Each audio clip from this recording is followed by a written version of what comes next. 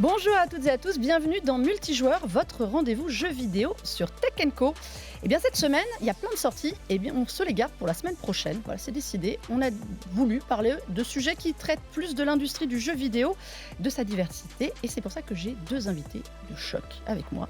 Tout d'abord, Morgane. Comment ça va, Morgane? Mais ça va très bien. Merci Mélinda pour l'invitation. Bienvenue à toi dans cette émission, présidente de l'association Women in Games, à la tête de l'agence Minuit 12 aussi, donc grosse spécialiste jeux vidéo. Oui. Et grosse joueuse aussi, on va le dire. Aussi, tout à fait, oui. Hein, elle vous parlera de ses recos, vous verrez, c'est du lourd. Et face à toi, Michael. Salut Mélinda. Président de l'association Salut, Loisirs Numériques. Notre personnalité de l'année, je le dis quand même. Je voulais qu'il vienne avec son Pégase et j'ai oublié de lui demander. Ça aurait Mais été voilà, avec grand plaisir. ça aurait été très beau sur le plateau. Encore, on a ta présence déjà pour illuminer tout ça. Là, on aurait eu le Pégase, on aurait pu l'approcher. C'est un peu comme la Coupe du Monde de foot. Mais voilà, et bien avec eux deux, on va parler diversité, inclusivité, tout ça, tout ce qui fait la richesse du jeu vidéo. Comment ça se passe? Est-ce que ça se passe bien ou pas? Vous allez voir, c'est notre gros sujet. Mais en attendant, on va parler de l'actu à chaud. Il y a des choses à se dire.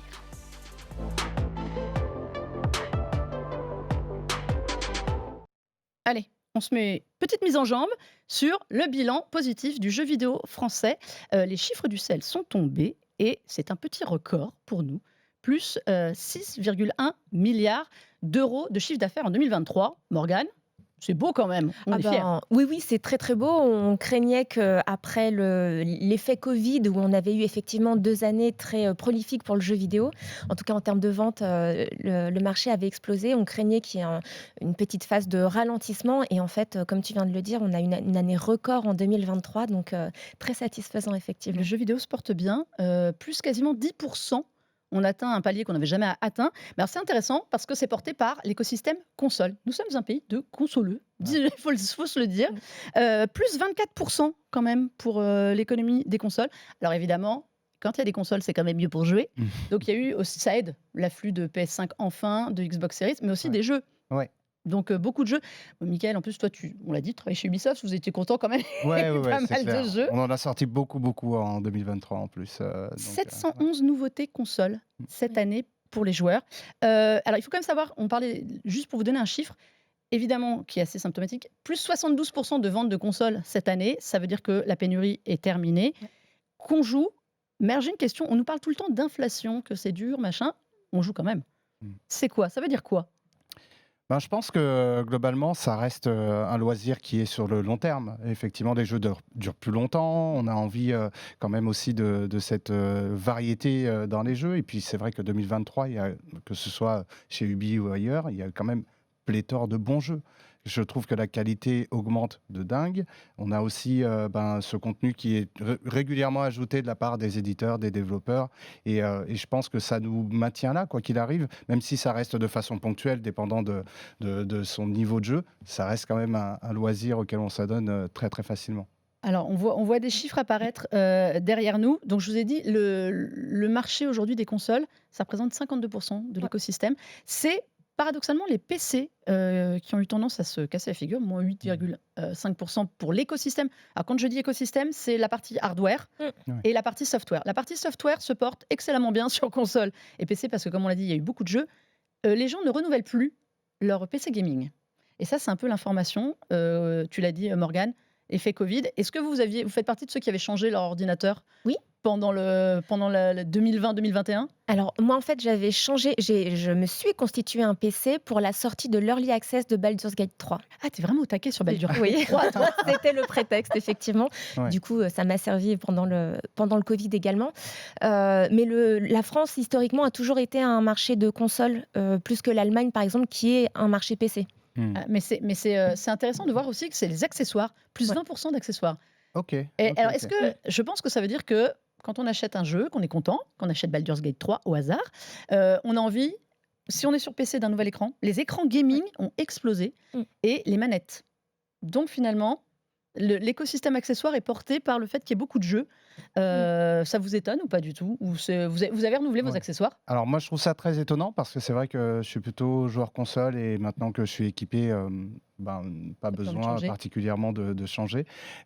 J'achète pas particulièrement de matériel complémentaire. Une fois que j'ai mes manettes, pas besoin de VR, pas besoin de choses complémentaires. Donc, je trouve ça très étonnant, ouais, pour le coup. Alors ça concerne j'ai parlé des manettes, mais les Mmh. casques aussi, Oui. OK. Bah, alors audio. j'allais dire, oui, les casques, Mmh. ça m'étonne moins parce que justement, quand tu joues dans un foyer, par exemple, tu pas forcément envie d'embêter tout le monde avec, les sons de Ouais. ton jeu dans ton salon. Surtout qu'on a du télétravail et cetera. Donc, il y a peut-être, un petit peu de ça aussi et tout simplement, comme tu le disais Mickaël, on a des excellents jeux et on veut y jouer dans les meilleures conditions possibles et tu as des casques aujourd'hui qui te permettent une expérience immersive qui est incroyable et voilà. Le matériel est devenu premium aussi. Oui. Là, dans les chiffres qui sont donnés, on note que pour une console achetée, 24 millions de consoles en France, hein, quand même, Mmh. toutes générations OK. confondues en Ouais. activité, c'est quand même pas mal. 140 € en accessoires dépensés. Donc en écran, en casque, comme tu le Mmh. disais, le matériel est plus premium, le matériel est plus cher aussi. Oui, Oui. c'est vrai. Mmh. C'est Ça aide vrai. aussi à faire gonfler les chiffres à Aussi, 6 oui. milliards, Mmh. hein, on va se le dire, les jeux à 80 € et Ah oui, les mais casques. comme tu le disais, l'inflation, tous les coûts ont augmenté, les matériaux, les cartes graphiques. On a Ouais, une pénurie de cartes tout graphiques, à fait, pour les ouais. PC aussi. Peut-être que ça a participé? Alors, Pas il y a un chiffre experte. qui est intéressant, si on peut nous remettre l'infographie pour ceux qui regardent l'émission avant. Le marché mobile, l'écosystème mobile a dépassé en valeur l'écosystème PC. Enfin, ils sont au coude à coude, ça représente 24 % chacun du Mmh. marché. Sachant que sur mobile, les chiffres montrent aussi que 99 % des gens téléchargent des jeux qui sont gratuits. Les Ouais. jeux payants ne font pas spécialement recette. Mmh. Vous jouez sur mobile? Oui. Alors, je joue sur mobile, mais toujours au Oui. même jeu depuis 10 ans. Et c'est souvent des petits jeux casual. Ouais. Vas-y, Qui, tu me diras si je te dirai s'il est dans le top 20 des jeux. Non, non, mais c'est toujours les mêmes. Mais c'est marrant. Les microtransactions, Mmh. en revanche, et tout ce qui est DLC, microtransactions, l'année dernière, c'est une part qui a baissé. On achète moins et les abonnements. Donc tout ce qui est Xbox Game Pass, PlayStation Plus, Ubisoft Plus peut-être aussi, c'est une part qui baisse. Les gens sont moins intéressés et achètent plus de jeux. Vous trouvez ça logique ou pas? Alors qu'on a vanté les Pas mérites du tout. des systèmes d'abonnement à la Netflix, comme on dit. Non, je trouve Ouais. pas ça logique parce que justement l'offre des catalogues, en abonnement est de plus en plus intéressante. Enfin, le Xbox Game Pass, Mm. Ouais. Ah ben moi j'en pense que du bien, donc tu peux y des aller. jeux Je qui suis sortent de Day soutien. One maintenant sur le Game Pass, c'est incroyable. Ouais. Moi, c'est vrai que j'ai plus tendance à acheter mes jeux. Moi, c'est plus comment dire, une façon de remercier les créateurs et Mmh. créatrices de jeux vidéo, de leur dire, bah voilà, c'est ton jeu compte, donc je te donne ça. Et pour le coup, c'est vrai que les systèmes de Game Pass me parlent un petit peu moins parce que il y a un côté buffet où en fait tout est Mmh. accessible. Et je trouve que ça paupérise un peu l'importance du jeu lui-même, quoi. Ah, je vois. Mm. On sent que tu les vois aussi, les gens faire Ouais. les jeux, ça doit Mmh. aider. Le dématérialisé, évidemment, représente désormais une grosse part, 65% Ouais. des jeux. Quand je dis dématérialisé, là, c'est pour les consoles, les PC. Mmh. Mm. Ça inclut aussi forcément de fait le jeu mobile qui est un Oui. peu dématérialisé. Mais le jeu physique fait de la résistance. Et il se maintient. En fait, Ouais. il perd 1%, mais c'est rien. Il se maintient. On a encore envie d'acheter des boîtes aujourd'hui. Alors moi, j'ai plus de place sur mes étagères, donc j'essaye de limiter. Oui, bah, je pense qu'il y a cet effet, mais il y a aussi tous les jeux qui se font collecteurs. offrir, Oui. Ouais. tu vois, Tout à aux fait, c'est anniversaires, vrai. aux fêtes, etc.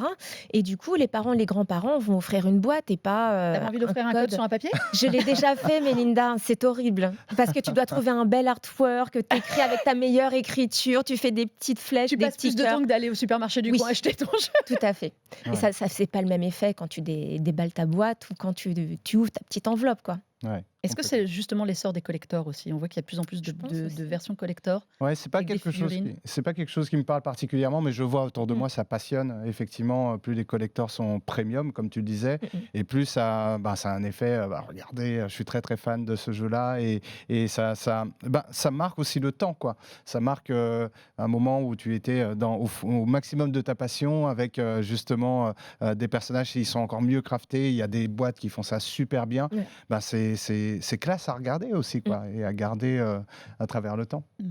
Alors sachez que le joueur français a en moyenne 40 ans. Ça, c'est tout confondu. On dit toujours que le mobile fait péter Mmh. la moyenne, mais les joueurs assidus comme nous, la moyenne d'âge, c'est 38 ans. Oui. Donc, mine de rien, ça continue de grimper. Les joueurs, il n'y a pas que des jeunes, en fait, qui jouent, sachez-le, il y a les vieux comme nous. Ouais, je balance. Donc voilà, si vous voulez plus d'informations, vous pourrez aller sur le site Tech Co. On vous a préparé plein de choses. Évidemment, le top 20 des jeux qui sont sortis avec, oh surprise, eSports FC 24 en tête. Mm. Mais devant, Hogwarts Legacy Oui. et Zelda.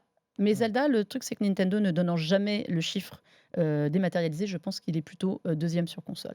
Et Diablo 4 en tête Ouais. sur PC. Et alors ça, j'avoue que c'était ma surprise. Je ne pensais pas qu'il avait aussi bien marché. Non. Et pas Ouais. Baldur's Gate parce qu'ils ne donnent pas les chiffres non plus. Ah, Ah oui, c'est Donc, vrai. il faut attendre que eux donnent leurs propres chiffres. Ils ne veulent pas donner les chiffres. ouais, je suis surprise aussi Je pense que c'est Baldur's Gate pour à mon avis. Diablo. Et oui, c'est ça que je te dis pas de Ouais, bêtises. c'est Parce C'est que ça. pareil. ça a Ouais, été, pour moi, ça a été une sortie éclair. On a vu le jeu beaucoup à un il est mal moment sorti. donné, et puis piou, On il a Mmh. est disparu. d'accord, on est d'accord. Il n'est pas sorti forcément au meilleur. Si, c'est ça, je vous dis pas de bêtises. Normalement, si on met bien l'infographie, je crois que c'est Baldur's Gate. Sinon, je n'ai pas bien préparé mon émission. Voilà. Diablo, ouais. C'est Diablo 4, pardon, et pas Mm. Baldur's Gate qui n'a pas de chiffre. Hogwarts Legacy partout, hein. Ouais. Ouais. Donc, Ouais, ouais. Ah oui. mais forcément. Ouais, et puis c'est Hogwarts Legacy, c'est un peu la réalisation d'un rêve de voir Harry Potter version open world, Alors moi, même je suis pas du si tout fan ouais, d'Harry ouais, Potter, ouais. mais alors j'ai beaucoup trop d'heures sur ce jeu. En fait, ça m'a éclaté de me balader. Mais alors que j'en ai rien à faire d'Harry Potter. Ouais, Mais oui, je pense que c'est le succès du jeu, malgré tous ses défauts, c'est la reconstitution. ouais. On va clore cette petite page sur les chiffres. On va parler vite fait d'une petite opération que tu mènes ce week-end, Oui. Michael, Mmh. qui est le Déserbus de l'espoir. Raconte-nous tout ça. Vas-y, c'est ton Alors, instant promo. le Desert Bus de l'espoir, donc c'est la 11e édition cette année. Il faut imaginer un marathon sur le jeu le plus ennuyeux du monde. Voilà, vous avez essayé toutes les Oui, 2. on confirme. J'ai toujours C'est peur de génial. planter le bus à Mais chaque moi fois, aussi. mais Mais C'est tout une le but. angoisse. il n'y a rien Mais à c'est tout faire. le but, C'est génial. effectivement, voilà, il y a rien à faire, il faut juste conduire ce bus qui est en ligne droite et il a un petit problème de direction, donc il tangue un petit peu sur le côté. Donc le but, c'est justement de corriger sa direction et puis d'avoir ce relais entre les personnes qui viennent s'essayer au jeu. C'est l'occasion de discuter d'actualité, de parler des associations qu'on soutient. On soutient l'association Petit Prince notamment, qui réalise le rêve des enfants gravement malades. Et voilà, c'est une bonne occasion de parler et jeux vidéo et de penser à ces jeunes qui ont des rêves, souvent c'est autour de Disney.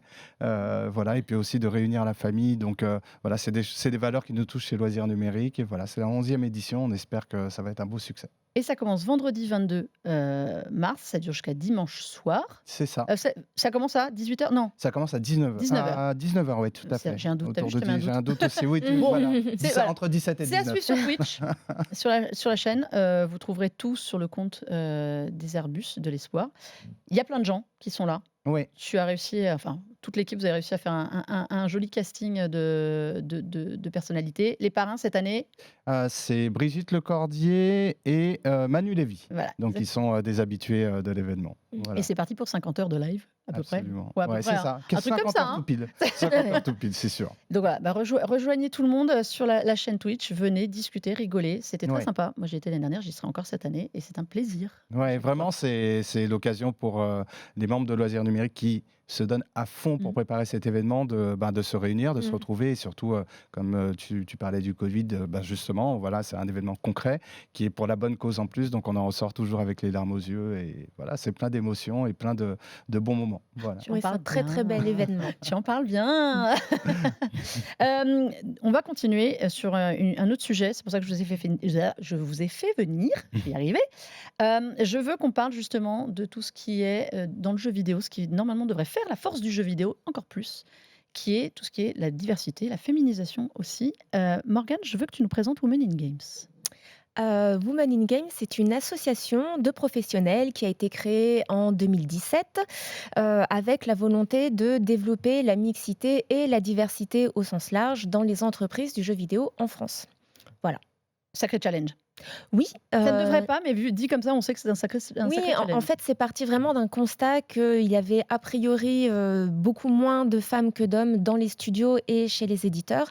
Et donc, à partir de 2018, on a commencé à avoir des chiffres pour étayer cette impression, cette intuition. Et effectivement, en 2018, on n'avait que 15% de femmes dans les studios de jeux de développement. Et en 2022, on est passé à 24% de femmes. Quand même. Donc c'est bien. Oui, alors entre 2020 et 2022, on n'a pris que 2%. On est passé de 22 à 24. Il y a eu un peu de Covid et de confinement entre-temps aussi dans beaucoup de studios. Ça ne doit pas aider au recrutement. Non, non, bon après, il y a plein de freins au recrutement des femmes. Où, voilà, en général, c'est vraiment un sujet qui est assez complexe et assez profond. Mais du coup, c'est passionnant de travailler dessus et on active différents leviers pour essayer de rectifier la tendance. Pas de l'inverser, mais de la rectifier. Alors, Mickaël, toi, c'est un sujet aussi qui est Oui. abordé chez Ubisoft. Alors, redonne-moi ton titre exact là-bas, parce que je suis toujours impressionnée. Alors, c'est In-Game Social Innovation Manager. Et pour faire simple, c'est de mélanger le sujet caritatif et le jeu vidéo. Donc, on utilise le jeu vidéo pour éduquer, pour faire en sorte de sensibiliser aussi, par exemple, aux questions climatiques, et donc de trouver les moyens intelligents pour parler aux joueuses et aux joueurs et faire en sorte qu'ils aient voilà, ce maillage entre les associations, les ONG et parler justement des grands sujets sociétaux et environnementaux. Tu Voilà. as aussi beaucoup œuvré chez Ubisoft, pour avoir suivi moi ça de loin, Mhm. pour qu'il y ait aussi plus de diversité. Oui. C'était un sujet qui était important. Ouais, ouais, pour moi, c'est fondamental. Moi, je suis issu, j'aime bien le dire, de milieux populaires. Enfin, je viens de banlieue parisienne. Et c'est vrai que les métiers du jeu vidéo sont pas accessibles si tu n'es pas vraiment passionné. C'est-à-dire qu'il y a tellement d'autres métiers où ben, les parents vont nous orienter, que ce soit de médecins, informaticiens, dépendant en plus du genre. Donc, c'est quelque chose sur lequel on est très biaisé, en fait. Donc, le jeu vidéo, pour justement aller vers cette diversité, c'est d'ouvrir justement ben, tant ses chakras personnels que les écoles, les universités, et de montrer en fait tout le panel de métiers qu'il y a et montrer justement à ces jeunes, peu importe leur milieu, qu'il y a ben, justement chacune peut trouver sa place en fait. Et en ce sens que c'est d'autant plus important qu'il y a 50% de joueuses et de joueurs, donc il faut que dans les studios, ce soit à l'aune de la diversité qu'il y a dans le monde. Voilà. Tu avais sorti avec Women in Games une étude l'année dernière, si je ne me trompe pas, fin d'année, sur justement le fait qu'il n'y avait pas assez de femmes et même que la diversité n'était pas assez représentée dans le jeu vidéo. À quel moment on peut faire en sorte que ça bascule? C'est vraiment dès l'école? Oui, et j'allais rebondir sur ce que disait Mickaël. Quand tu t'intéresses à ce sujet de la mixité ou de la diversité dans les entreprises, quand tu commences à détricoter, tu te rends compte qu'il y a énormément de choses qui se passent au moment de l'orientation professionnelle ou scolaire, en fait. Parce que le problème, c'est que les studios aujourd'hui vont te dire, bah ouais, mais moi, j'ai pas beaucoup de femmes qui postulent.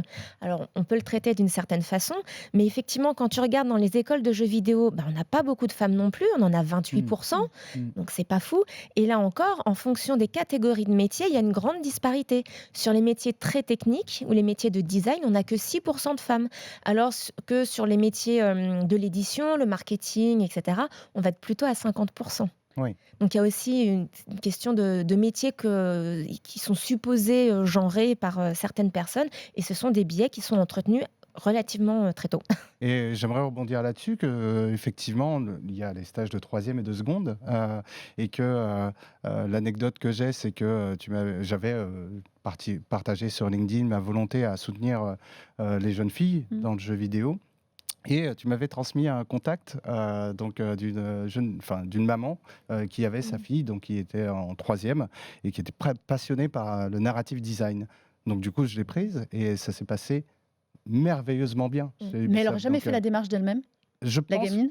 je pense qu'elle était déjà intéressée puisque sa Oui. maman est membre de Women in Games. Ah, En fait, il y a un d'accord. Ouais. problème de C'est ça. réseau. Ouais, Il y a un réseau, problème je de pense. réseau. C'est, comme disait Mickaël, quand tu es issu de certains milieux, bah, c'est compliqué d'en sortir. S'il y a personne dans ton entourage qui connaît déjà les studios, les rouages, les réseaux, bah, c'est compliqué en fait de trouver rien que son premier stage, son alternance, son premier job.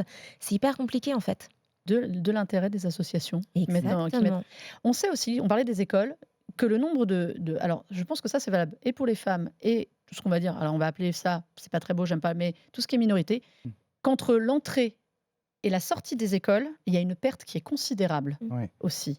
ouais. Qu'est-ce qu'on peut faire pour inciter ces jeunes, filles et garçons, à aller plus loin dans leur passion, en fait? En fait, selon moi, il y a une question de système aussi qui peut être écrasant. C'est-à-dire que si tu es la seule fille de ta classe, ben, tu ne te sens pas forcément soutenue parce qu'on va te renvoyer vers le fait que tu es isolé.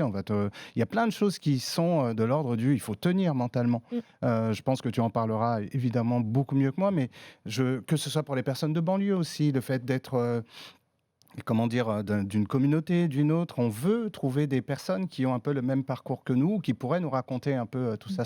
On parle beaucoup de rôle modèle, des personnes qui nous inspirent. Et c'est vrai que peu importe la couleur, si finalement on se rend compte que le milieu est beaucoup trop masculin, bah, on aura tendance à baisser les bras au bout d'un moment. Donc c'est plutôt aux organismes d'accueil de donner tout le terrain pour que les personnes se sentent le mieux possible. Et ça, c'est un travail sur le long cours, ça reste des efforts permanents. Alors, je vais me faire l'avocat du diable un petit peu. Cette diversité qu'on a du mal à trouver, est-ce que le fait que le jeu vidéo ne la représente pas forcément aussi, est-ce qu'il n'y a pas une espèce de cercle vicieux qui fait que les plus créatifs ou les plus volontaires se disent: «Ouais, mais finalement, le milieu n'a pas envie de refléter qui je suis, ce que je suis, d'où je viens». Mais on sait qu'aussi pour mettre cette diversité dans le jeu, il faut qu'on ait les gens. Mmh. Mmh. Comment est-ce qu'on fait? Est-ce que le jeu n'a pas déjà la création du jeu vidéo n'a pas déjà une responsabilité à avoir en mettant plus de diversité, Oui. plus de choses comme ça en avant? Alors il y a eu des phases où à un moment on n'avait que des héroïnes, Mmh. hein, enfin, je me souviens vers 2016, 17, 18, d'un seul coup, il fallait mettre des femmes partout. Alors il y a eu évidemment une vague de contestation. Ça a été une solution à court terme, je pense que ça a mené. Qu'est-ce qu'on fait? Mmh. Qu'est-ce qu'on fait pour vous? Morgane, qu'est-ce qu'on Bah, fait? en fait, moi, ce que je dis beaucoup, c'est On donne que, des consignes dans les studios en disant, alors non, enfin je prône pas du tout le fait d'avoir une grille avec des une cases charte? à cocher. Alors il me faut une femme, il me faut une personne de la communauté LGBTQIA+. Non, c'est pas comme ça qu'on est On a créatif. l'impression parfois que certains jeux répondent à des codes comme ça. Mais de la même façon que tu as les mêmes erreurs qui vont être commises au cinéma ou dans les séries Mmh. télé. C'est le fait de confondre 2 choses. C'est, avoir juste des tokens à cocher ou bien tu t'intéresses à l'histoire que tu veux raconter et tu prends soin des personnages que tu vas mettre dans ton histoire. Et c'est là où c'est hyper intéressant en fait. C'est que, je vais citer au hasard The Last of Us, partout, ou Horizon, la série Horizon. Tu as des personnages féminins forts qui sont le personnage principal, mais ce sont des personnages hyper bien écrits, qui ont de la profondeur, qui vont avoir aussi voilà, ce côté, c'est pas que Mmh. des personnes lisses et parfaites. Et c'est ce qui fait la force et du personnage et du coup du jeu. Tu t'en fiches de savoir que c'est un homme ou une femme. Ce qui est important, c'est que ton histoire, elle est incroyable et tes personnages le sont aussi. Oui, Tu tout es à d'accord fait. avec ça? Absolument, oui, je pense que c'est hyper important d'avoir cette authenticité que les personnages, on parle beaucoup de suspension d'incrédulité, c'est-à-dire le fait de se projeter dans une histoire, un peu comme on est projeté dans un film ou une série ou un bouquin. C'est que c'est tellement crédible et réaliste dans la façon de restituer les histoires, dans la façon de ressentir les sentiments, les émotions, que pour nous, ça semble, comment dire, plus que crédible, authentique. Et pour bien le faire, pardon, il faut travailler avec les associations, travailler avec les personnes qui Mmh mh. sont concernées, parce que c'est elles qui vont pouvoir raconter des histoires qui ne sont pas fake, que les joueuses et les joueurs vont pouvoir s'approprier et se dire, voilà, je vis une vraie aventure qui a du sens. Mais Alors, oui, excuse-moi, mais vas-y. si tu as un groupe homogène, si tu un groupe de personnes homogènes qui créent un jeu, quand je dis homogène, c'est souvent des hommes blancs issus de milieux plutôt favorisés parce qu'ils auront eu les moyens de se payer les formations jeux vidéo. Ces personnes auront globalement la même expérience de vie et ça va être compliqué pour elles d'imaginer autre chose.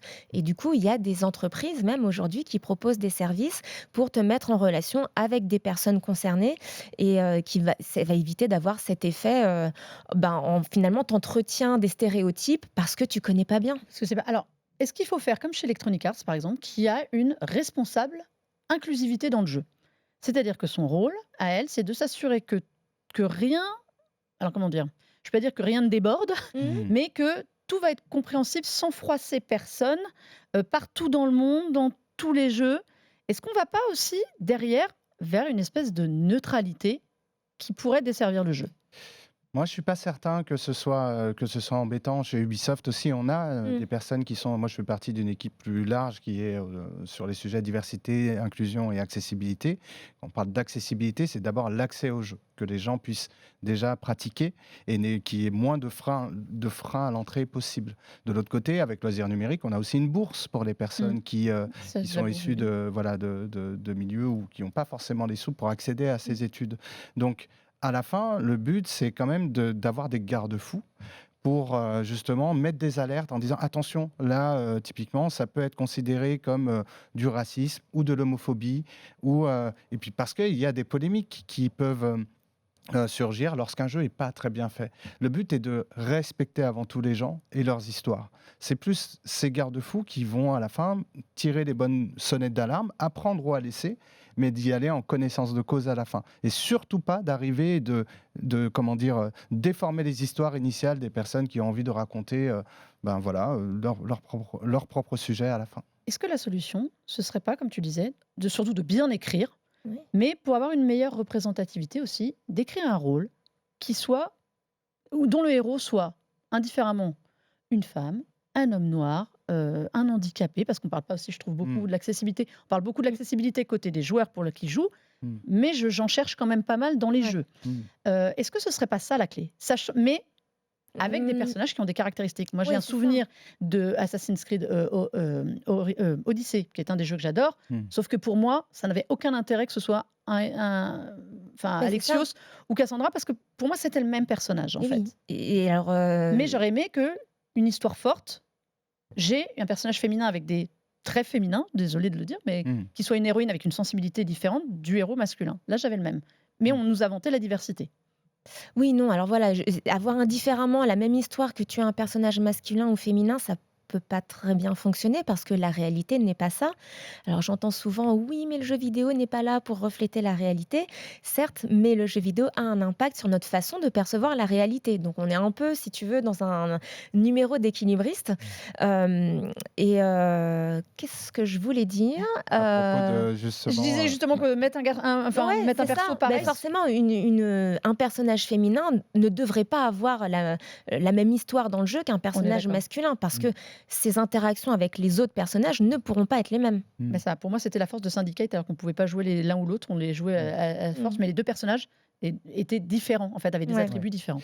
Moi, typiquement, c'est très personnel, hein, cette vision, mais je suis un peu contre les avatars dans les jeux vidéo. Le fait de créer son personnage, puisqu'on y met ce qu'on veut, et ça, c'est une sorte de prophétie autoréalisatrice, mais à la fin, ce qu'on veut, c'est des histoires qui nous marquent. Donc, soit des expériences multijoueurs qui vont permettre d'explorer les relations sociales et les interactions dans le jeu, d'avoir le jeu comme vecteur, soit d'avoir, justement, comme tu disais avec The Last of Us, une histoire très personnelle sur laquelle on est d'accord ou pas par rapport aux situations, mais c'est l'histoire d'un personnage et avec les interactions virtuelles qui auront à la fin un début, un milieu, une fin. Et après, évidemment, il y aura des ramifications dans tout ça, mais les histoires les mieux craftées, les mieux écrites, c'est celles qui vont nous marquer à la fin et qu'on pourra raconter 10 ans, 20 ans après.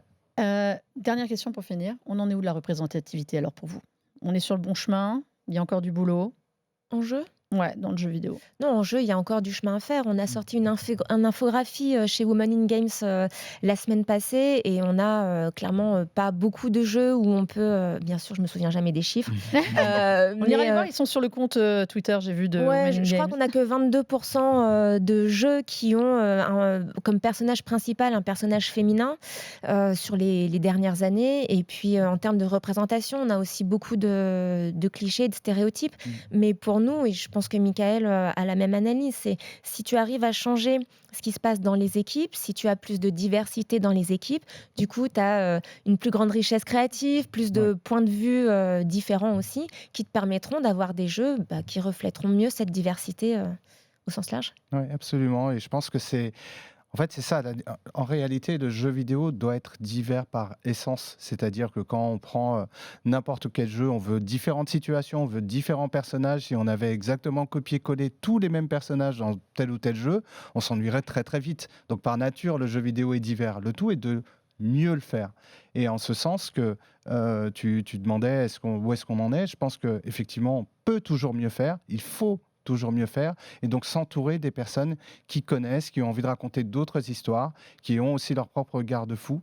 Le jeu vidéo est globalisé, donc c'est hyper important que tout le monde, même si un jeu ne parlera peut-être pas à tout le monde systématiquement, de sortir plusieurs afin de couvrir le plus large spectre de personnes. Vous avez été parfait. Je réalise qu'on aurait pu faire 1 heure sur ce sujet. On revient quand vous serez obligé de revenir, parce que là, en plus, on a éclaté le temps. Mais non, c'est pas grave. Merci à vous deux, en tout cas, d'être venus partager et votre expérience et votre connaissance du milieu. Avec plaisir. Morgane, Oui. on te retrouve bientôt. Et on peut te suivre aussi, parce que tu joues et que je sais que de temps en temps, tu streams. Oh, alors beaucoup moins. Ça, c'était là pendant le Covid, mais ouais.